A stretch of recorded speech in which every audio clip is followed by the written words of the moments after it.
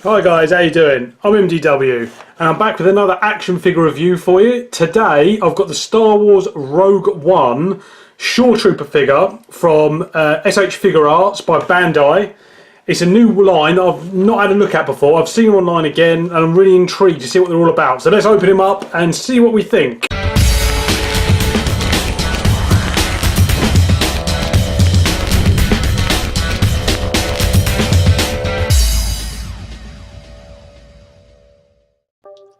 The front of the box is a window package. It showcases the figure with all the accessories and the hands and the arms, everything. Really cool, looks really great. The side of the box has a picture of the figure as well, and then the back has a few bits of the posing you can do with it and obviously the accessories it comes with.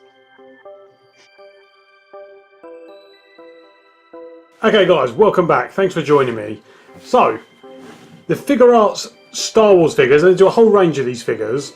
I've seen them quite a bit online, and from what I gather, they're quite collectible. Now, this is one of the newer ones, I believe, the Shoretrooper. There's loads coming out for Rogue One, so the Jeddah Patrol, the Death Troopers. But I thought, no, Joey, I'm going to get hold of the Shoretrooper because I don't have any action figures really that is the Shoretrooper.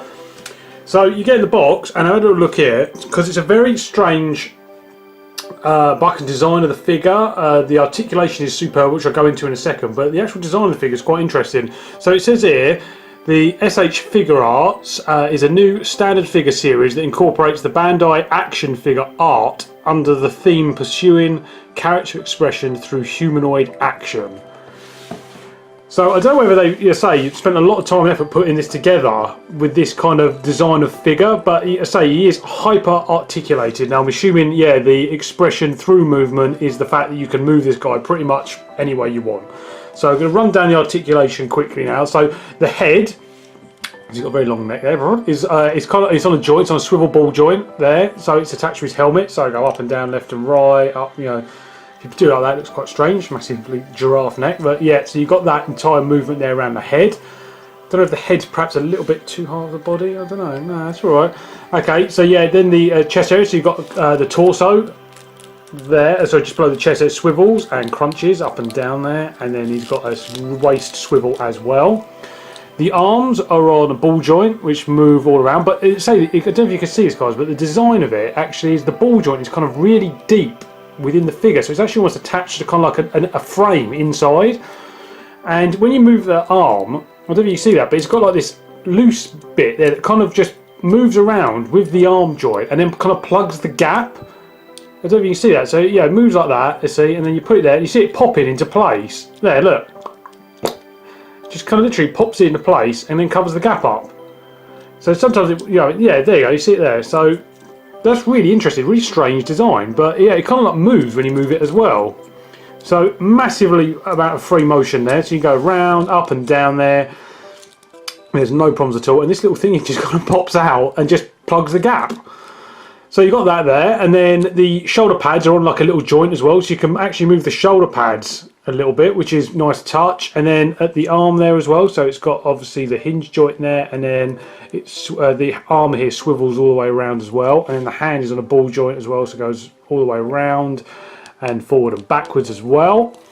Same on the other arm. Then the groin joint there, so he's got his belt.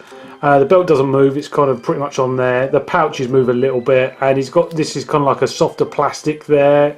Does hinder the movement forward a little bit, but it's just all part of his armour. So again, the legs there you can see, he's got the ball joints there as well, all crafted to, like I say, the actual frame of the figure as well.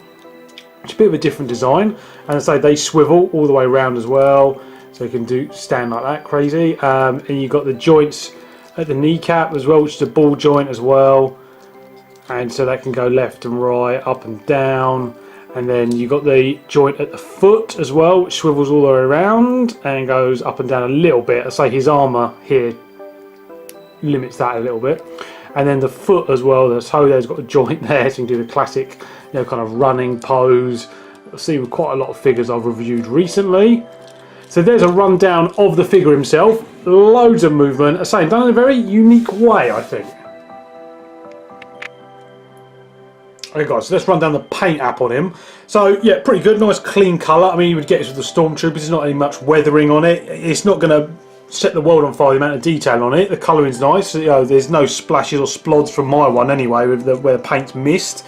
Lots of nice detailing on in there. So his undersuit is this kind of grey, dark grey colour. A little bit of detailing on the suit. As you can see, there's like ribbed bits there that the stormtroopers have in their undersuit. And then he's got obviously the red and the blue arm, the markings. I believe, I don't know if he's a squad leader or not from that. So you got that little nice little marking there on his helmet. And then the whole armour is all done in the kind of sandy brown colour. If you've seen the film, straight away through, nice, crisp and clean. And then he's got his pants, his trousers are like dark brown, which matches the same with his pouch. And then his hands, I believe, are black, I think, the same sort of grey. They're just kind of a darker grey than his undersuit there as well, with a bright blue contrasting. Bit of weathering, I don't know, on his front shins there.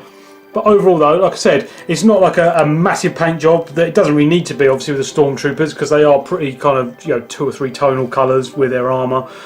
But so loads of nice detailing on the armour. It seems they've caught everything on there. His grenades on his belt there, and the detailing on the back of their armour.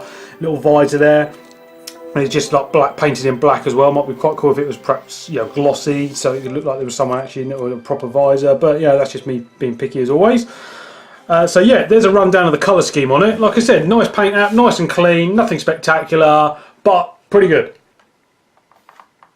So I believe that these figures come with quite a few accessories with them. So you've got interchangeable hands like their Hot Toys have and the Sideshow collectible. So you have a couple of different hand options there. So you've got one of these pointing or holding his gun there, it looks like. Holding his gun hand. There's one with his hand open there. Another one there with his hand open. And then this one there looks like another one's gun as well. So you've got 4 extra hands to choose from. I believe that the hand just pops off. Yep, comes off very nicely. And then the other one just goes on there. Clicks on very nicely. And again, say that is on really well. So, you know, not that much trouble at all switching the hands over. And it looks like that they were designed really, really well, because I say it's just sitting on there absolutely fine with a nice click, no trouble at all. So we got the guns as well in the box. So the Shoretrooper comes with 2 guns with him. So he's got the standard E111 blaster rifle, it looks like, that all the old Stormies have. Battlefront there. Which is just literally like a dark bolt gun silver colour. Yeah, nothing spectacular on that as well, but again they are just black. Perhaps with a little bit of weathering on there would have been nice. And then he's got a bigger gun as well. So again, this is something I'm not familiar with. The gun, I don't know if someone out there knows the actual make and model of it, but it looks like just like a heavy blaster rifle or like some sort of scout gun there. It kind of looks like the same as the E111 there, but it's just got that cool kind of like double barrel design at the end of it, so it just looks a bit more heavier. That looks a really cool gun actually. And so they both just slip into the hand. So you take, if I grab that there, they actually come with an instruction manual in there as well, but how to put the gun into their hand as well, in case you don't know. But yeah, there we go. So we're just going to pop the blaster in there. Let's see if it fits in there nicely, because sometimes in the past, oh, going out of camera there. There we go. Yeah, blaster sits in there absolutely superbly, really, really nice. And he's got one for the other hand, so you can actually have him holding both weapons at once. So let's pose him up and see what he looks like with all his guns. So there's a quick comparison there, guys. So that is against a 6-inch black Star Wars figure. So they do stand around about 6 inches, these figures. So there we go, guys. There's a look at the Figuarts Shoretrooper action figure, 6-inch one. Overall, really good figure. Good design, good paint job on it. The articulation is absolutely superb, which is what they obviously set out to accomplish. So really, really cool with that. I'll be interested to see what some of the other figures like Darth Vader has with a cape and all his armour and everything, because the Shoretrooper does lend himself to being very articulate. There's not really much armour, the scout armour. They're available on eBay, on the internet now. They are quite expensive. For what I got a little box with the post, and I was like, what the hell is this? And if you do pay full retail price in the UK, you can pay £60 plus for these figures. Not too sure if they're worth that much. You can get them second hand, or ones on eBay for around 40. So yeah, definitely worth adding to your collection if this is something you're interested in. Thanks very much everybody for joining me. Please like, comment, subscribe, and I'll see you in my next video. MDW signing off. Ta-da.